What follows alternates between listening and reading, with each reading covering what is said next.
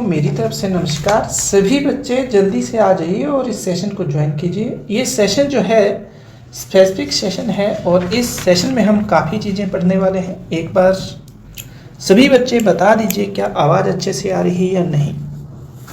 तो इसमें हम जो पढ़ने वाले हैं वो काफ़ी कुछ पढ़ने वाले हैं। जैसे कि हमने पिछला जो सेशन था उस सेशन को इस तरह किया था कि जो भगवती समिति है, भगवती समिति जो है, भगवती समिति उसने एक रिकमेंडेशन दी थी और उस रिकमेंडेशन में उस समिति ने ये कहा था कि हम बेरोजगारी को 3 तरीकों से मेजर कर सकते हैं। एक मैंने आपको बताया था सामान्य स्थिति के आधार पर, जिसको मैं कॉमन एस से लिख रहा हूं, जो कॉमन सिस्टम होगा या कॉमन सिचुएशन होगी। दूसरी बातचीत की थी उन्होंने कि जो चालू मीन्स करंट वीकली सिचुएशन, जिसको हम CWS से लिख रहे हैं, इस पर भी क्या किया जा सकता है, बेरोजगारी का मापन किया जा सकता है। दूसरा था CDS का मतलब है कॉमन डेली सिचुएशन। तो ये जो तीनों सिस्टम थे ये किस समिति ने दिए हैं? ये समिति जो थी, ये समिति हमारी जो थी भगवती समिति थी। इस चीज़ को अच्छे से समझना है। आगे देखिए, जब आप ये चीज़ें पढ़ बैठते हैं तो पढ़ने के बाद आपको एक चीज़ बिल्कुल क्लियरली समझनी है और उसको समझने से पहले एक चीज़ काफ़ी अच्छे से याद रखनी है कि जो 11वीं पंचवर्षीय योजना थी, 11वीं जो पंचवर्षीय योजना थी, उस योजना के तहत, पंचवर्षीय योजना जो थी, उस योजना के तहत हमारे देश के अंदर जो रोजगार था या बेरोजगारी थी उसको मापन करने के लिए एक तरीका खोजा गया और उस तरीके का नाम रखा CWS। सॉरी, क्या बोलते हैं, गलत है, CDS रखा, इसको गलत कीजिएगा, CDS का मतलब है चालू दैनिक स्थिति। चालू दैनिक स्थिति का मतलब है कॉमन, क्या बोलते हैं, करंट डेली सिचुएशन। तो ये चीज अच्छे से याद रखना। यहां से एक क्वेश्चन जरूर निकल रहा है, वर्तमान में मीन्स रिसेंटली, वर्तमान में हमारे देश में किस आधार पर बेरोजगारी का मापन किया जाता है? जो बेरोजगारी है उसका मापन किया जाता है। तो मापन के लिए जो तरीका है, मापन के लिए तरीका है CDS। ये आपको अच्छे से याद रखना है, जो हमारे लिए इंपॉर्टेंट है। चलिए नेक्स्ट क्वेश्चन पे चलते हैं। नेक्स्ट क्वेश्चन जो है काफी इंपॉर्टेंट है, जो आपको समझना है और इसमें कुछ एक वोकैब भी आएगी, उसको भी समझना है। जैसे कि एक वर्ड, मतलब फुल फॉर्म लिखनी है, एब्रीविएशन है UNDP। पहले तो फुल फॉर्म लिखनी है, यूनाइटेड नेशनल डेवलपमेंट प्रोग्राम, इसकी फुल फॉर्म होती है। इसका काम क्या होता है, ये काम बताने वाला हूं, जो इकोनॉमी में काफी इंपॉर्टेंट होता है। बहुआयामी निर्धनों का आंकलन करना। मेरी बात ध्यान से सुनना। इसका मतलब ये हुआ कि पूरे विश्व के अंदर कितने गरीब लोग रहते हैं, उसकी एक रिपोर्ट कौन तैयार करता है? ये UNDP तैयार करता है। जाकर एक बार जरूर देखिएगा कि UNDP कब बना, इसका हेडक्वार्टर कहाँ है और किसका ये विंग है, किसका भाग है। ये आपको काफी अच्छे से याद रखना है। नेक्स्ट जो है एक वर्ड आ रहा है, उस वर्ड को मैं कई बार बता चुका हूं, प्रच्छन्न बेरोजगारी। प्रच्छन्न बेरोजगारी।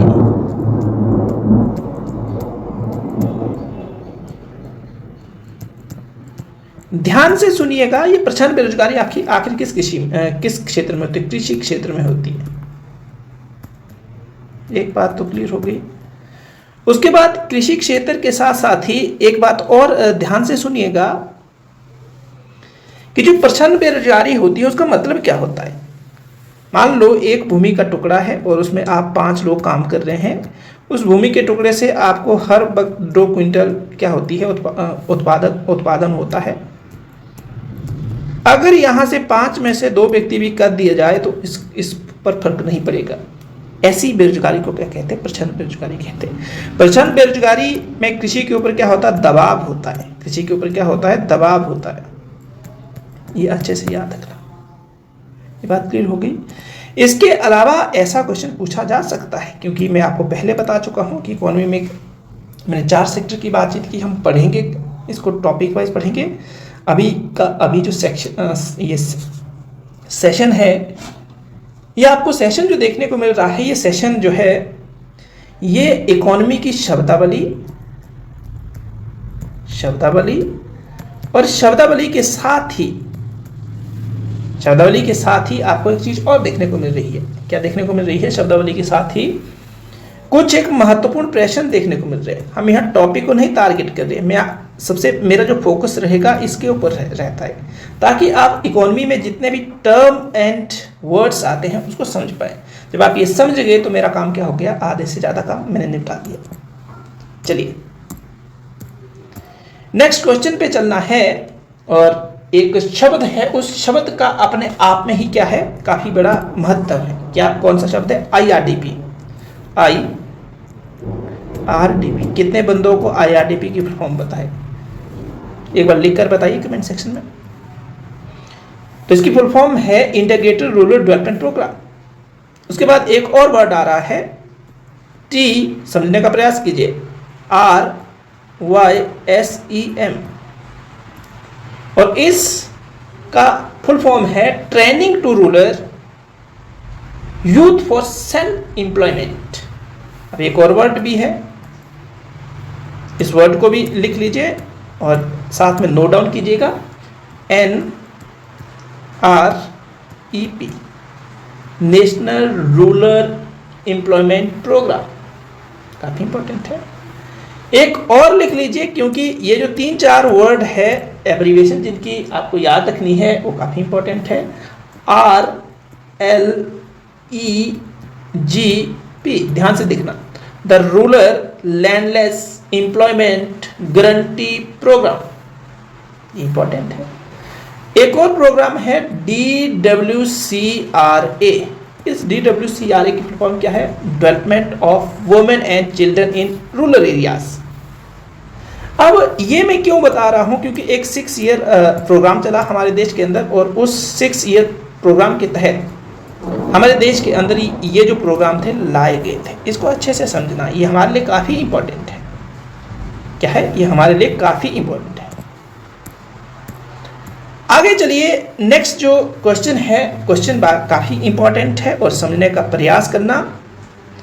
क्यों प्रयास करना? क्योंकि गरीबी हटाओ देश बचाओ, गरीबी हटाओ कार्यक्रम जो था ये वैसे 5वीं पंचवर्ष योजना के तहत दिया गया, पर इसके साथ ही 1975 में इंदिरा गांधी ने एक और कार्यक्रम चलाया जिसे कहते हैं 20 सूत्रीय कार्यक्रम। क्या कहते हैं? 20 सूत्रीय कार्यक्रम। और 20 सूत्रीय कार्यक्रम का एक फैक्टर ये भी था कि भारत से गरीबी को हटाना है। ये अच्छे से याद रखना। इंदिरा गांधी उस वक्त पीएम है हमारे देश के, इमरजेंसी का दौर है, उस दौरान ये जो गरीबी हटाओ कार्यक्रम था वो लाया गया। जब ये बातें क्लियर हो जाती है तो एक चीज और समझने का प्रयास कीजिए कि आगे जो आपको जाना है तो उन चीजों को समझना है, और समझने के साथ साथ ही इस क्वेश्चन को ध्यान से देखना कि क्या ये क्वेश्चन आप समझ पा रहे हैं, नहीं समझ पा रहे हैं। क्वेश्चन इस तरह है, देखिए नंबर 1 पे क्वेश्चन का पैटर्न समझने से पहले आपको एक चीज जो अभी बदली हुई देखने को मिलेगी उसको समझना है। यहाँ पर मैं एक मंत्रालय का नाम लिख रहा हूं, उसका नाम है मानव संसाधन मंत्रालय, विकास मंत्रालय। इसको समझने का प्रयास कीजिएगा। वर्तमान में इसका नाम शिक्षा मंत्रालय रखा गया है। क्या नाम है? शिक्षा मंत्रालय इसका नाम है।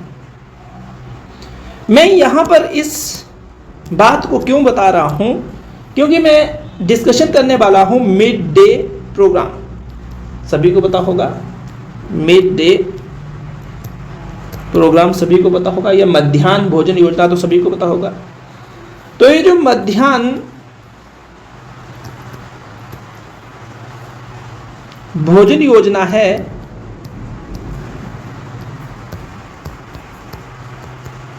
इस योजना को कब लागू किया गया? तो डेट काफी इंपॉर्टेंट है, 1995 का एरा है। और अगर हम बातचीत करें, क्या बातचीत करें कि सबसे पहली बार किस स्टेट में इसको लागू किया, तो तमिलनाडु इसका सही आंसर होगा। आई थिंक आप अच्छे से समझ गए। अब चलिए आगे कुछ एक जो बातचीत है उसको लेते हैं। 2011 का अभी हमारे पास सेंसस है, इसके अलावा अभी कोई भी सेंसस नहीं आया हुआ है। 10-10 सालों के बाद ये सेंसस होते हैं। तो ये जो सेंसस है, इस सेंसस में हम जो सीखने वाले हैं वो क्या क्या सीखने वाले हैं उसको अच्छे से समझना है। नंबर 1 पे कुछ एक चीज़ें जो इम्पोर्टेंट है, जो पेपर के हिसाब से काफ़ी इम्पोर्टेंट है, उनको सीखने का प्रयास करेंगे। नंबर 1 देखिए, अगर 2011 के डाटा के अनुसार देखें, सेंसस के अनुसार देखें, तो मैं आपसे एक क्वेश्चन पूछूं कि उस वक्त भारत की जनसंख्या कितनी थी? अभी तो फर्स्ट प्लेस पर आ गया है, चाइना को हमने लीड किया है। पर 2011 के डाटा के अनुसार हमारे भारत की जो जनसंख्या थी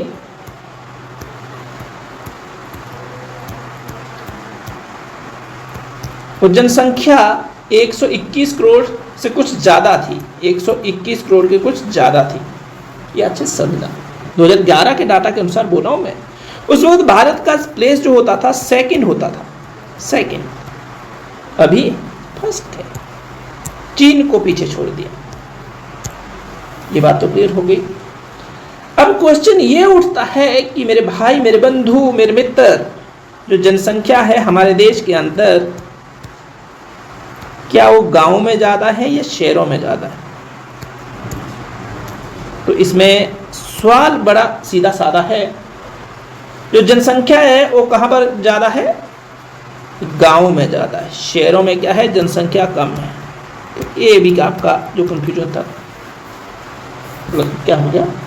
पानी का पानी और दूध का दूध हो गया। गांव में अगर परसेंटेज के हिसाब से देखो तो 68% लगभग लोग रहते हैं,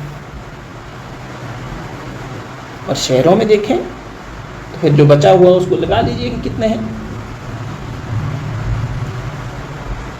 तो शहरी जनसंख्या की बातचीत की जाए तो कितने परसेंट है? 31% है। आई थिंक आप अच्छे से समझ गए हैं। आगे देखिए, एक और जो सवाल आ रहा है, सवाल इस तरह है कि हमारे देश के अंदर एक वर्ड, मतलब हमारे जो इकोनॉमी है उसमें एक वर्ड आता है डेकेड ग्रोथ रेट।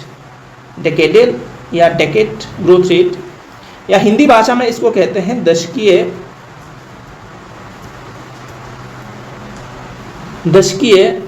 वृद्धि दर। इसको समझने का प्रयास करना है। दशकीय वृद्धि दर जो है ये काफी इंपॉर्टेंट है। क्या है? काफी इंपॉर्टेंट है। इसका मतलब होता है एक जो पिछला एक 10 वर्षीय आंकलन होगा उसको हम दशकीय वृद्धि दर कहेंगे। बोलने का फॉर एग्जांपल, अगर हम 2001 से लेकर 2011 का मेजरमेंट करते हैं, किसका?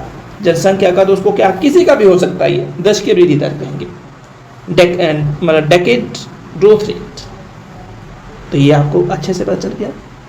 और हमारे भारत का जो ये दशकीय वृद्धि दर है वो कितनी है?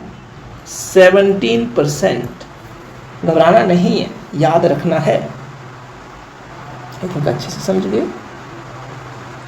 जब अच्छे से समझ गए तो 1 2 3 4 चीजें और भी यहां से कर लेते हैं। जब हम 2011 की बातचीत कर रहे हैं तो 2011 में जो हमारा क्षेत्रफल था वो भी कुछ अलग सा था। देखिए कितना लिखने वाला हूं, 32,87,263। ये भारत का क्या था, क्षेत्रफल था। कि वर्ग किलोमीटर में इसको मेजर करते हैं, ये अच्छे से याद रखना। पर अभी क्षेत्रफल जो है क्या बढ़ा है क्या कम हुआ, कमेंट सेक्शन में लिखिएगा। अगर हम बातचीत करें तो विश्व का हमारे पास कितना क्षेत्रफल है, विश्व का जो भारत के पास क्षेत्रफल है, विश्व का जो भारत के पास क्षेत्रफल है कितना है, 2.42% है। इसको अच्छे से याद रखिएगा। एरिया वाइज हम भारत की बातचीत करें कितवां प्लेस है, 7वां प्लेस है। ये भी आपके लिए इंपॉर्टेंट है। मुझे बताइए अब आपको क्लियर हुआ कि नहीं हुआ, क्लियर होगी बात। क्वेश्चन कई बार पूछा है, देखिए ये जो है ये क्वेश्चन जो है आपके लिए इंपॉर्टेंट भी है और साथ में समझने वाला भी है। हमारे देश के अंदर कृषि जो है वो मॉनसून के ऊपर निर्भर करती है। किसके ऊपर, मॉनसून के। हमारे देश के अंदर जो कृषि है, कृषि किसके ऊपर निर्भर करती है, मॉनसून। मॉनसून थोड़ा समझने का प्रयास कीजिए। देखिए मॉनसून के ऊपर तो निर्भर करती है, पर इसके साथ साथ ही हमारे देश के अंदर कुछ एक क्षेत्र जो है उसको नहरों के द्वारा, तालाबों के द्वारा, डैश अन्य कोई सिंचाई के जो साधन है उनके द्वारा सिंचा जाता है।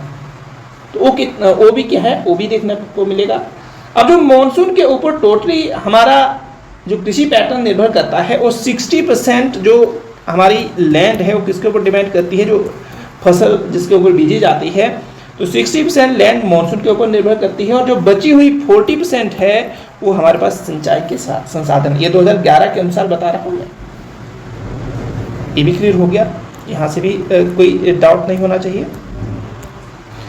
अब क्वेश्चन बड़ा अजीब और गरीब है कि क्षेत्रफल की दृष्टि से, ये तो काफी इजी सा क्वेश्चन है, क्षेत्रफल की दृष्टि से सबसे छोटा जो राज्य हमारे देश के अंदर कौन सा है, गोवा। पर इनकम, पर कैपिटा इनकम के हिसाब से सबसे टॉप पे। क्षेत्रफल की दृष्टि से भारत का सबसे जो बड़ा राज्य है राजस्थान है। इसको समझने का प्रयास कीजिए, हमारे लिए इंपॉर्टेंट है।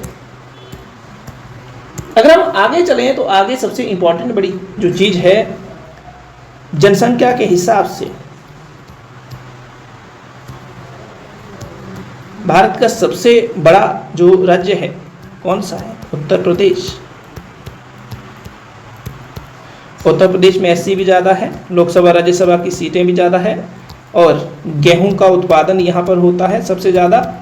चीनी मिलों की संख्या यहाँ पर ज़्यादा है, चीनी मिल्स। ये अच्छे से याद है, जो हमारे लिए काफ़ी इंपॉर्टेंट है।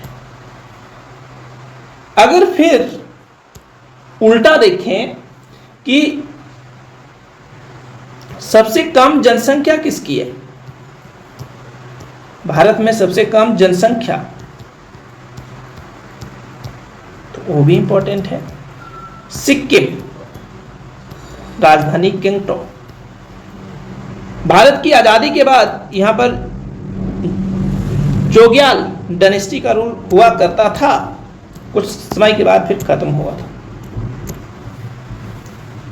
36 अमेंडमेंट के तहत सिक्किम को एज अ स्टेट कंसीडर किया गया। यह आपको अच्छे से चीजें याद रखनी है।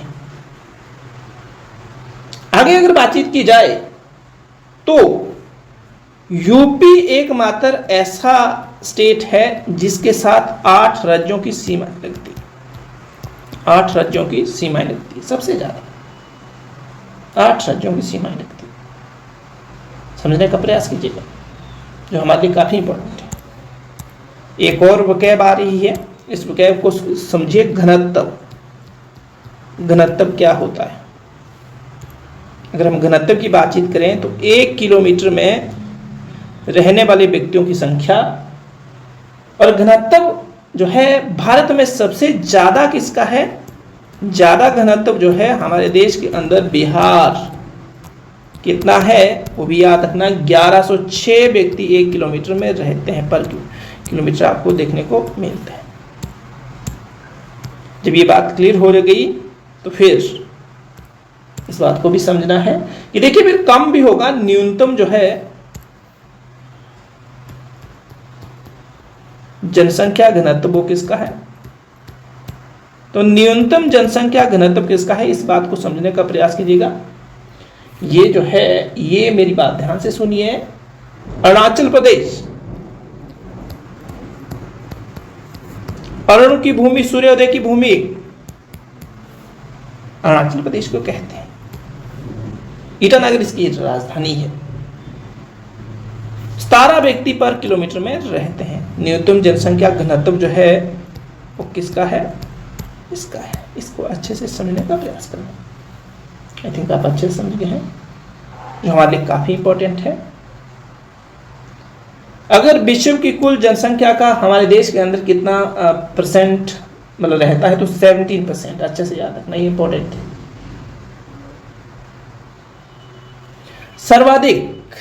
सर्वाधिक का मतलब है सबसे ज्यादा, सर्वाधिक शहरी जनसंख्या, शहरी जनसंख्या वाला जो स्टेट है हमारे देश के अंदर, वो गोवा है।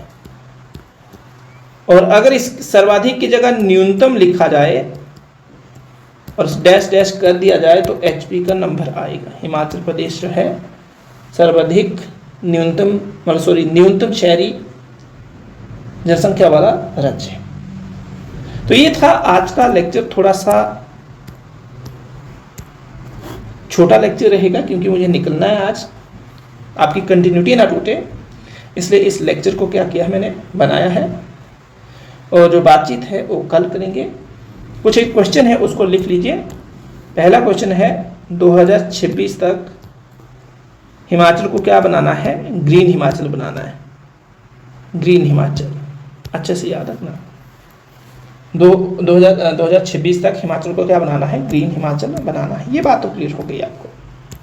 उसके बाद 31 अक्टूबर जो होता है उसको उस वक्त एकता दिवस मनाया जाता है। और कौन सा एकता, राष्ट्रीय एकता दिवस, राष्ट्रीय एकता,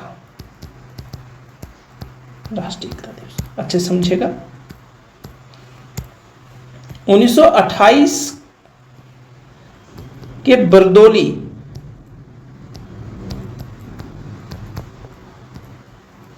सत्याग्रह के बाद सरदार को जो सरदार की उपाधि सरदार वल्लभ भाई पटेल को दी गई थी। अच्छे से समझिएगा, काफी इंपॉर्टेंट है। 11 नवंबर को राष्ट्रीय शिक्षा दिवस होता है। थोड़ा सा समझिए और अच्छे से इसको कीजिएगा। तो ये था आज का लेक्चर। आप लोगों को कैसा लगा एक बार जरूर बताइएगा।